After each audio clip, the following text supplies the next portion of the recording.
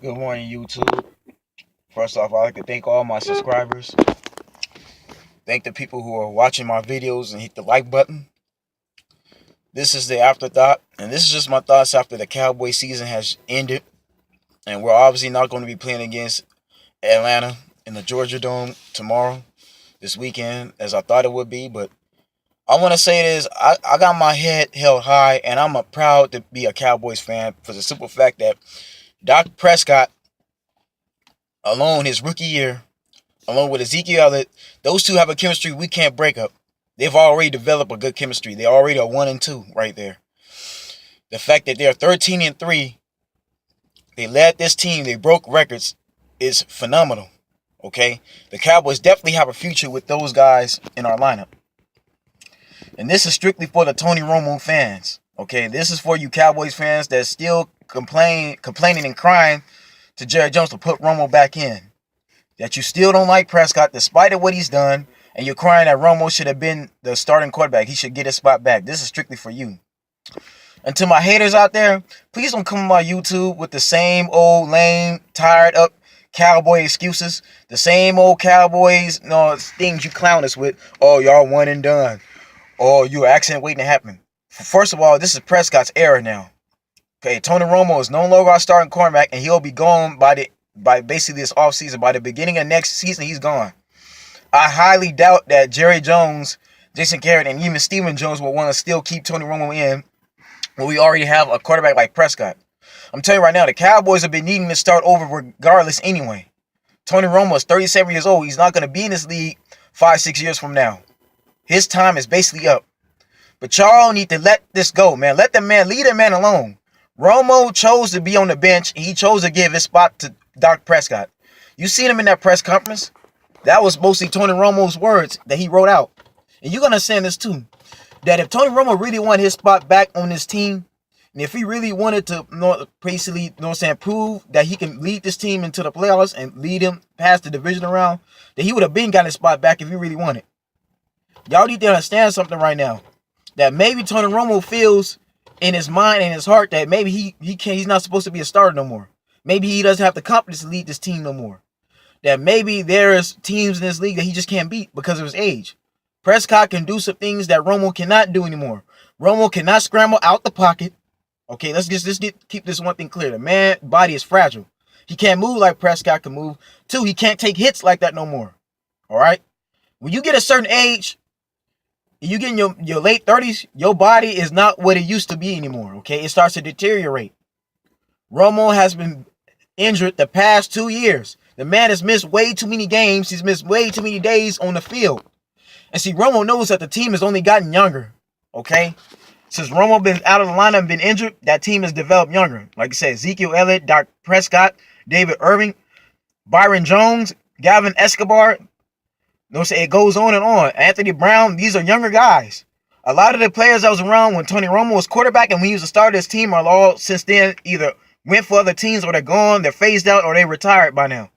All right. The only ones who were around when Romo was quarterbacking is Jason Witten, Sean Lee, Morris Claiborne, Orlando Scandrick, Barry Church, and Cole Beasley, and Dez Bryant. And even a lot of those guys, I think Jason Witten, should be on his way out pretty soon too. Like, he needs a championship ring badly. Okay? The clock is ticking for Jason Witten as well. He's not going to be around this league for too much longer. But all those other guys are younger than he is. So my point is, you Romo fans, leave Romo alone. If Romo wants to go to another team, then so be it. Okay? Because Tony Romo knows his clock is ticking. He's not going to be around this league forever. All right? Tony Romo actually should be retiring pretty soon. Either next season or the season after. Okay? The man's going to be playing until he's 4 years old. And even then, what team is going to actually want to take a chance on him? Ain't too many teams going to take a chance with Tony Romo at this point in his career. All right? There's only maybe 3 teams in mind that Tony Romo could actually go to that will work out for both teams if the Cowboys decide they want to really trade. One, the Denver Broncos, because they need an experienced quarterback to help Paxton Lynch and to help Trevor Siemian out, all right? Yeah, Siemian didn't really do all that bad with the Denver Broncos, but if you think about it, the Broncos did not make the playoffs. Why? Because both Trevor Siemian and Paxton Lynch lost too many games. Trevor Siemian suffered an injury, and then Paxton Lynch was given his opportunity, and you see where that went. Okay, even though Paxton Lynch was a first-round pick, he proved to be a bust right now. He is not ready to be a starter. Okay? Maybe, you know what I'm saying, maybe in 1 or 2 more years when he, you know what I'm saying, has some more experience. But the problem with Paxton Lynch, he needs an experienced quarterback. You see, John Elway, for some reason, did not want to sign Osweiler that money. Okay? If you were the Denver Broncos, you didn't have much choice at that opportunity at that point because, like I said, Peyton Manning retired. Okay, everybody knows he went out with his ring, but he retired. Brock Osweiler was behind Peyton Manning for those 2-3 years prior to that. Y'all want to know why Brock Osweiler played so well? It's because of he had guys like Emmanuel Sanders, Demaryius Thomas. You had C.J. Anderson on that team that he can throw to. You had Brandon Marshall, the tight end Brandon Marshall, who's actually decent. Okay? Brock Osweiler was behind Peyton Manning. He learned from Peyton Manning how to throw the ball and how to use that offense. That's why he was so well. Peyton Manning low-key guided him when he was on the bench before he was able to get back in week 17. That's why Osweiler did so well. That's why he won those 7 games, okay? He already knew the offense. When he went to Houston, he had to go into a whole nother area. He had to go to a different environment. He did not have the same guys to throw to they did in Denver. He only had Denard Hopkins, You had Lamar Miller, but he didn't have too much going on for him over there. Okay, the Houston Texans is almost there. They're developing nicely as a team. They need a few more weapons offensively. They need some more receivers. They got their running back, and they need some more defensive players. Okay, they got J.J. Watt, but even then, Tony Romo wouldn't do too bad in Houston either. Like Denver, because they need an experienced quarterback behind for Paxton Lynch to learn from, and Trevor Siemian. And then he ought to go to Houston, no sense, so they'll have 2 quarterbacks to throw to with Osweiler and Tony Romo. Because Tony Romo, to me, is the better quarterback than Osweiler. Osweiler's problem, he can't throw downfield. He has a problem. His release, his timing is just too slow. Okay, yeah, the man can win some games, but not enough to where it's an impact. He's not going to be putting up numbers like Tony Romo can put up. Okay, and then for Houston Texans, it's warmer weather. Tony Romo will still be in Texas right now. He'd just be in another city. So Houston wouldn't be bad for Tony Romo. Like what the Cowboys need to do, they need to trade Tony Romo. If he goes to Houston, they need to trade Tony Romo to Houston to get somebody like J.J. Watt. They need a defensive player. The Cowboys need to work on their defense. Y'all need to understand this too. This is another reason why Tony Romo don't need to be there no more, because we got a lot of free agents, a lot of guys on our team whose contracts are up. Okay, they're going to be off the books, and we need to keep them on there. David Irving, you got Maurice Claiborne, you got Barry Church, Orlando Scandrick, you got Brandon Carr, Darren McFadden, Lance Dunbar. It's too many guys that are free agents that we can't afford to lose who are going to get signed to other teams that we need to keep. Because we let any one of those guys go to other teams, it's going to really hurt us big time. It's going to mess up our core right now. With how Dak Prescott and Ezekiel Elliott have developed just this season alone, a lot of guys are going to want to say anyway, but we got to pay them. They're not going to pay for pre, and most of them are not going to take a pay cut. They're not going to get franchise tag. We learned that from Dez Bryant and DeMarco Murray. You see how that situation went down. They wanted to franchise both of them. That was not going to happen. That's why DeMarco Murray chose to leave, because he didn't want to get franchise tag, and he feel he deserved a bigger contract. So that's the problem with Jerry Jones right now. He's going to have a busy offseason. This whole offseason, the Cowboys are going to have to make the proper moves to keep that team there. With Dak Prescott, Ezekiel Elliott, we're going to have to keep that team because we'll be a lock for the Super Bowl. If we keep the same guys we got defensively, and let's say we trade Romo for a J.J. Watt, or we trade him for a Aqib Talib, and let's say we've signed more guys, we find more guys in free agency, and we find a couple more pieces defensively on free agency, get like a Calais Campbell on the defensive line, like J.J. Watt, Calais Campbell with David Irving and DeMarcus Lawrence. That's a defensive line right there. That's a line that'll be something similar to what the New York Giants had when they beat the Patriots them 2 times. Okay, we need that type of defensive line for the Cowboys right now. We got the offense we need. We need defense, and even offensively, it's not bad to have a Deshaun Jackson on that team right now. Another receiver to be alongside Dez Bryant, Cole Beasley right now with Trent Williams. That is a dangerous receiver core that'll give Prescott more for him to work with. Prescott need more variety right now offensively. Deshaun Jackson will really pull us over the top. Trent Williams is savvy right now. I like him. And even Byron Jones is not bad neither, okay? Byron Jones has not had a bad season at all, okay? We need to keep the guys we got, but basically Tony Romo takes up salary cap and money on the books. That's too much money for him to be this age and him to be getting injured. Okay, the Cowboys need to move on. And let me explain something to you Romo fans right now that's complaining about Romo. Okay? Many times we've seen young quarterbacks like Prescott take over the team and actually succeed. Okay, and they actually achieve the status that they wanted, in which they get their team to the Super Bowl. We saw basically Steve Young back in the 90s when they replaced Joe Montana. They had to get Joe Montana because, first of all, the Niners originally did not want to retire Joe Montana. Okay, they wanted Joe Montana to retire 49er, but they wanted him to mentor Steve Young from the bench. They wanted to go with Steve Young because he was the younger quarterback. And furthermore, they knew that Joe Montana could not beat the Cowboys in the playoffs. The Niners kept losing to the same teams every single year in the playoffs. Where they get to the NFC Championship, they're going further. The Cowboys had their number with Joe Montana as a starter. Joe Montana was getting aging. He was in his mid-30s. They said, okay, man, we can't have you on the team no more, all right? You're getting older now. Yeah, we appreciate what you've done for us in the 80s.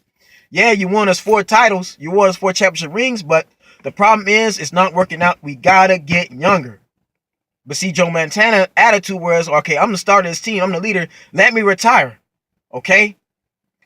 Steve Young can still learn from me, but I want a chance to retire being a starter of this team. And then he started throwing shade on Steve Young. He started cussing him out, started talking bad about him. So the 49ers can't afford that negativity, so they let him go. And that's including Joe Montana's fans. They left with him. Okay? Same thing with Green Bay. The reason why Brett Favre decided to retire in 2008 and then come back the following season because he was not done playing football.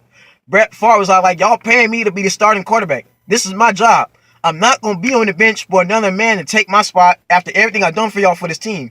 I won y'all a Super Bowl title. I won a championship ring with this team.